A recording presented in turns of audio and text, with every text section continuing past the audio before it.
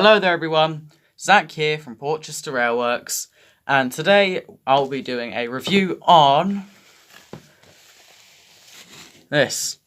It's the Hornby Great Western County Class. It's a railroad model, so detail will be there but lacking. So let's have a look at the box. So right here you can see, if it'll focus, Hornby R3277 440 GWR County Class, County of Devon 3835. So the back of the box is sort of just what you'd expect from the railroad range. No history or anything like that. So there's not really much to read there. It's just mainly the warning labels and what have you. Yeah. Right. Okay, so let's get this loco out of the box. So it just opens up like that. So this loco is DCC ready, and I will convert it to digital once my layout starts construction. I will convert to digital. So we've got this plastic sheet which comes off. So in the packaging, obviously there's detail pack. I haven't opened this up yet, and I don't know if I'll fit the details. But it's just brake pipes, no NEM couplings, but I guess that's typical in the railroad range. If you did want to fit NEM couplings to this loco, then you'd have to buy them elsewhere. So now for the loco itself, it's just got the two poke holes at the back to poke the loco out, and the tender. So that's just what I'll do. Alright.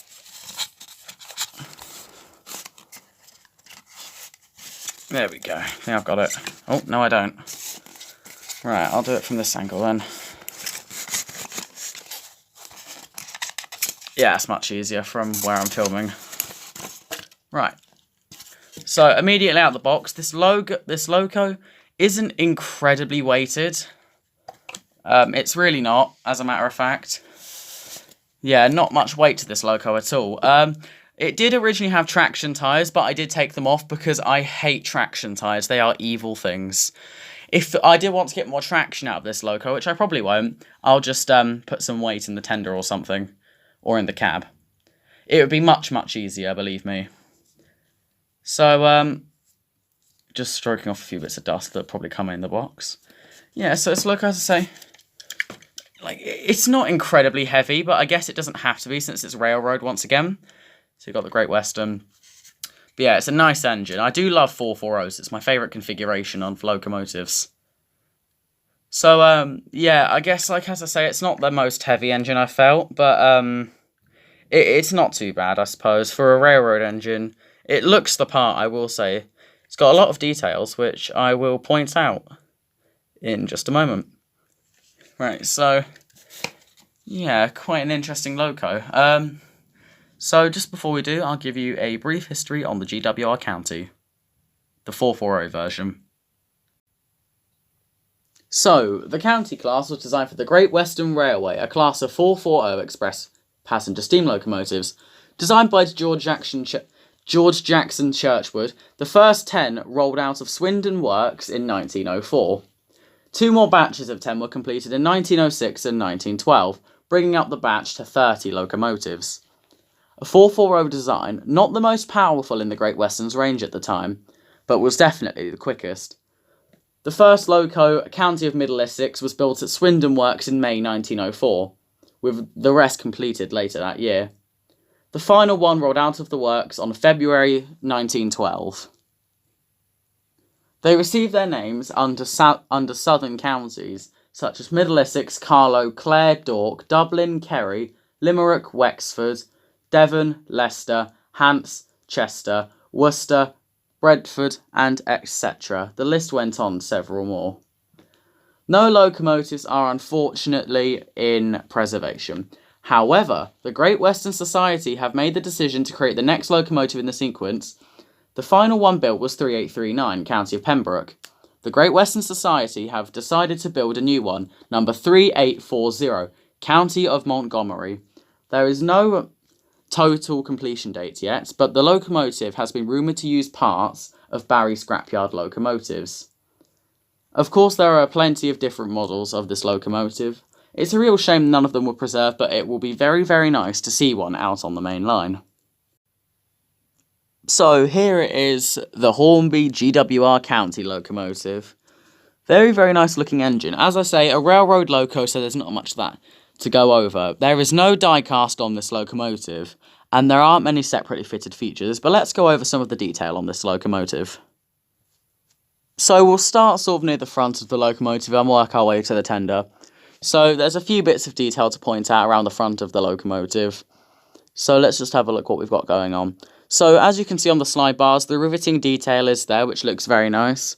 It's quite crisp, it looks quite nice. The slide bars look very nice. Not very shiny, as this locomotive, as I say, is now quite old, but it performs very, very nicely, in my opinion. There is a DCC sound version of this locomotive, but I don't have it. But as I say, so we've got nice little riveting detail up near the slide bars, which is really, really nice. So now having a look near the smoke box, also we've got the copper cap chimney. We've got sort of the handrails along here. They aren't painted. They're all... Actually, yeah, they're not, are they? So up near the front, obviously we've got riveting detail on the smoke box. Once again, not painted, but I don't think it was on counties anyway. The buffer beam, as you can see right here, has some very nice riveting detail going on too. Buffers aren't sprung, but obviously that's typical because it is a railroad loco. One reason that also makes this loco so light, as I said, is that the fact there is no die cast on this locomotive at all. It's full plastic, which, as I say, it's not a disappointment since this locomotive costed me about £80 in the region of there.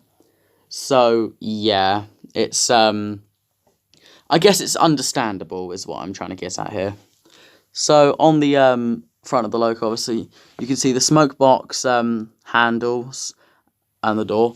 Look very, very nice. The riveting detail is all here on the side too, all the riveting around. So as I say, there's all the riveting details are very nice. As I say, Hornby could have left that all plain, but it's all here. So there's a little square hole there. That's where the brake pipe and all other piping would sort of attach if you were to fit the detail pack. Maybe I'll do that. We'll have to see. So now sort of looking at an aerial angle, you can see the lining bands look very, very nice and crisp. They don't look wonky or anything like that. It looks very, very straight. Ruler straight, I say. So, as you can see at the top here as well, we've got the whistles, not separately fitted, and plastic too. Yeah, not, as I say, like, it's difficult to find details to poke out on this locomotive, but there are some, I suppose. But yeah, as I say, lining looks really, really nice and crisp. The handrails are a little bit wonky, but yeah, I guess that's just like wear over time, I suppose. I will definitely straighten those out sometime.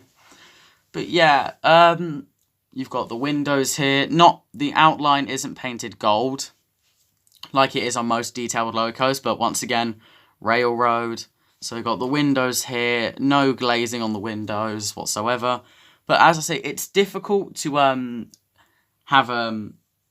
be annoyed with lack of detail when this loco is railroad. If this was on a super detailed Hornby engine, I would be quite disappointed if this was a super detailed locomotive, it would not be worth the money at all, whatsoever. Absolutely not. But yeah, I mean, like, for a railroad locomotive, but don't get me wrong, it's not too shabby. So now we'll look inside the cab. Now the detailing is there, if you can tell, but it's not painted. Once again, understandable, railroad, sort of a starter locomotive, and it's not something that beginner modelers, like younger modelers, would really pay attention to. So you've got the handbrake right there, so handbrake's there, rails are on the tent, so railing is by the tender opening right around there. So I guess these are sort of the seats in here, but they don't look very seaty. Looks quite uncomfortable in there, but still, not too bad. Really, really not too bad at all. Oh yeah, another thing to point out on the tender, look at that lettering, it's really nice and crisp. So's the lining, obviously it's difficult to tell, but it's really nice crisp lining, straight as a ruler once again. Tops to Hornby for that. So as you can tell here, all the detailing on the axles is there too. Absolutely superb. Yeah, some of the details could have done with painting, in my opinion, but it's railroad, so it's a starter locomotive. So we can't be nitpicky, really, can we? That would just be harsh and unfair, I personally feel. So now let's just have a quick look at this locomotive's performance before we get into a running session. So here she is out on the track, the stunning GWR County. So we're just going to see how well she crawls. So the track, yeah, we've got it all laid out. So let's just...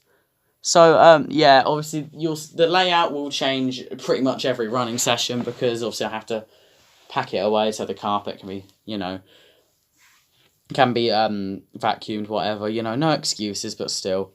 Right, so let's just see how well she crawls. Just give her a bit of juice. Nice crawler. Yeah, look. Look how slow that is, look. That is a really nice crawl. Smooth, not jerking at all. Look at that crawl. That is a superb crawl. See how she does in backwards mode? Yep. A little stuttery backwards. If we give her a little bit more, yeah, smoother. Yeah. Just pop her forwards one more time. Just give her a gentle bit. Look at that crawl. That is magnificent. That is a magnificent crawl. Oh, a little bit of a stutter there, but no matter. That's a nice crawl. Right, let's back her onto our train then. So this is her train. It's just a rake of GWR style coaches. So the rear two are Mark 1s, but this front one is a collet coach. Also, I would have ran her with a full rake of collets if I had them, but I don't, sadly. So, yeah, I'll definitely buy another couple of collet coaches, so I've got a full rake. So let's back her on and see how smoothly she couples up. Right, okay, so here we go. Let's back her onto the train. Nice and gentle now. Oh, easy. Let's just take this nice and smooth. Look at that, it's a nice runner. Oh, a little cut out there. Oh, there we go. Oh. A few little stutters there. I say my track does need a little bit of a clean. Right, there we go. Right, she's buffered on. Let's change the direction. Right, okay, so she's all coupled up. And let's send her on her way. Oh, a little bit of a wheel slip there. Oh, there. Nice little bit of wheel slip. And here comes our running partner for the day. It's the Daypole GWR Streamlined Rail Car. So let's see these two go on their way. Right, she's just coming around the little slalom now. There she is. Look at that. That's lovely. Nice express speed. And there goes the rail car too. Very nice. That rail car is really lovely though. Really smooth runner. Definitely review her next. Let's get another little drive-by shot. Look at that. That is lovely. Proper Great Western passenger service there. Here comes that lovely rail car around that stretch. Really lovely runner, that. There's the county again. Look at that, really smooth runner. Literally. The train's been going around for... I mean, obviously, I'm showing you certain clips. Obviously, they've been going for nearly 2 minutes now.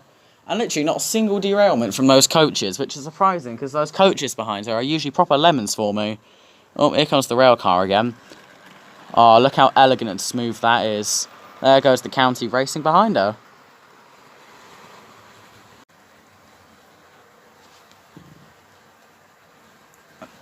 Here she comes round again, there we go.